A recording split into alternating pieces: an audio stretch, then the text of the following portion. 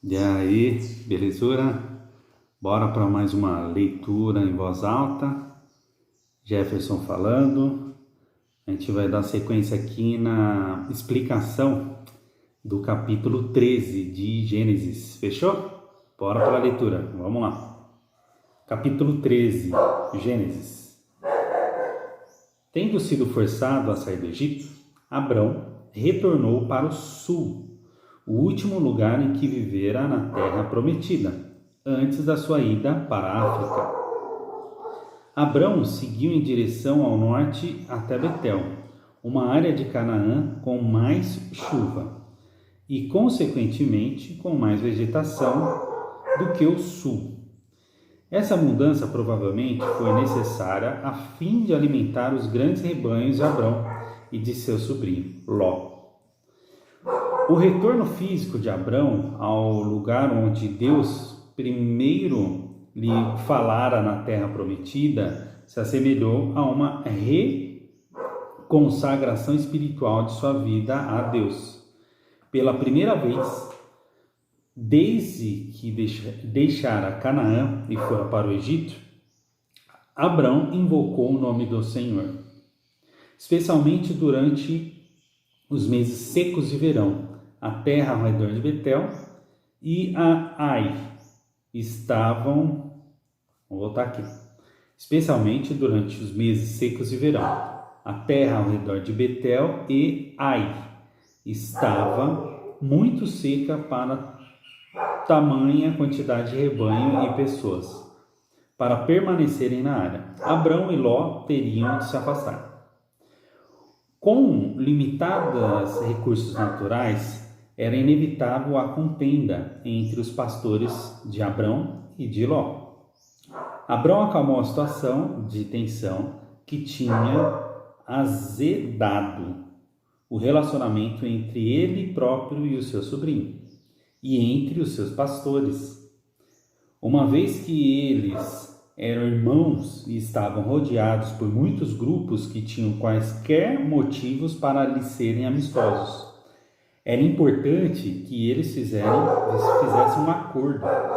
Abrão compreendeu que a única maneira de pôr fim à controvérsia era a separação deles. Como o membro mais velho e cabeça do clã, ele deveria ter sido o primeiro a escolher a região qual viveria. Porém, Abrão graciosamente passou a escolha para Ló, permitindo que seu sobrinho reivindicasse o lugar mais desejável na terra inteira.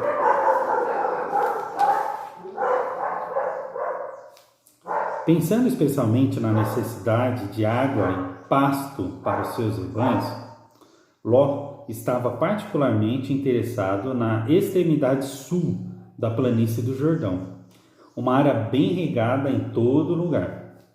Tão próspera era essa região antes de o Senhor ter destruído Sodoma e Gomorra, com duas cidades proeminentes ali localizadas, que ela foi considerada como sendo tão exuberante quanto o Jardim do Senhor, ou o Jardim do Éden. O nome Zoar antecipa os eventos de capítulo 19, versículo 20 a 22. O nome da aldeia nessa ocasião era Belá, capítulo 14, versículo 2. Para o leito atento à viagem de Ló para o leste, para o leitor atento, a viagem de Ló para o leste tem algumas implicações perturbadoras. Outras situações, nos capítulos anteriores de Gênesis, nas quais o leste é mencionado como destino, compreendem aqueles de Adão e Eva após o seu pecado no Éden, de Caim após o julgamento e de humanidade pecadora antes do incidente da Torre de Babel. Olha que interessante isso aqui, vou até voltar. Para o leitor atento, a viagem de Ló para o leste tem algumas implicações perturbadoras.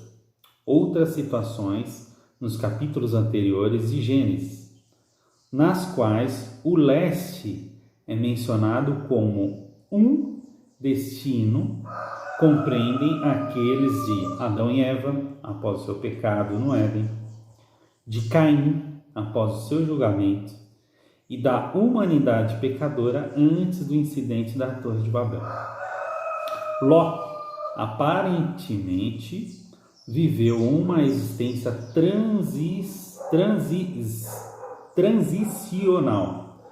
Então vamos lá. Ló aparentemente viveu uma existência transicional, habitando nas cidades da planície, enquanto também tinha sua tenda em direção a Sodoma, a fim de manter os seus rebanhos. O estado de depravação dos homens de Sodoma e a maneira como eram extremamente perversos e pecadores diante do Senhor será tratada mais adiante em capítulo 18, do 18 e 20, 18, versículo 20 e capítulo 19 até 25.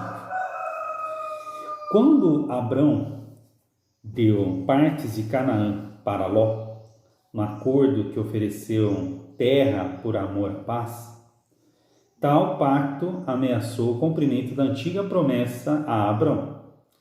Todavia, as promessas de Deus não podiam ser frustradas pelos atos de Abrão, apesar do compromisso de Abrão com Ló.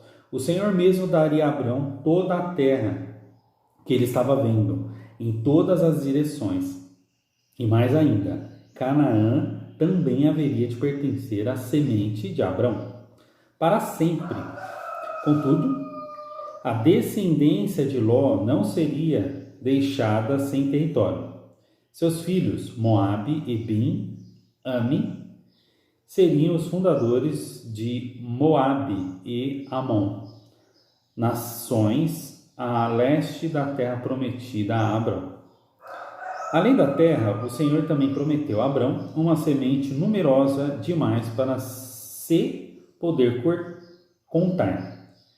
Visto que Abrão tinha mais de 75 anos de idade e ainda não possuía filhos, o tempo em que o Senhor lhe falava tais palavras, essas promessas divinas eram particularmente surpreendentes. Talvez como um teste para a fé de Abrão, o Senhor lhe deu duas ordens. Com elas veio a reafirmação da promessa feita anteriormente quando Abrão chegou na terra prometida.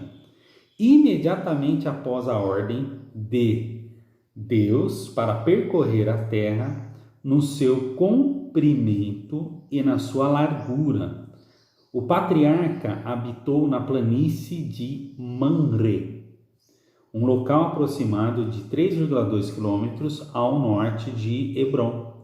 Hebrom tornou-se principal residência de Abrão e mais tarde de seu filho Isaque. Bom, a gente conclui essa capítulo 13 na explicação, e bem legal, aliás, a explicação é bem detalhadinha, né? Um percurso aí de Abrão e do seu sobrinho. É até interessante, me chamou a atenção essa ida para o leste, e realmente lá atrás, tanto Adão no pecado, com Eva, né? A caminhada deles para o leste, quando sai do jardim do Éden. Caim também no início, quando foi ele seguiu para essa caminhada para o leste também. Então é interessante esse posicionamento aí do sobrinho,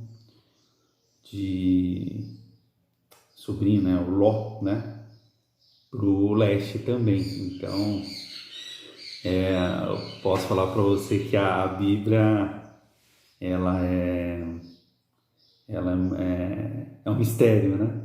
É um mistério. Você começa a entender um pouco do que aconteceu no passado, que se reflete no nosso dia a dia aqui, certo? Então, seguimos com essa leitura em voz alta. Obrigado pelo acompanhamento. Amanhã tem mais. Fechou? Um abração. Até logo. Tchau, tchau.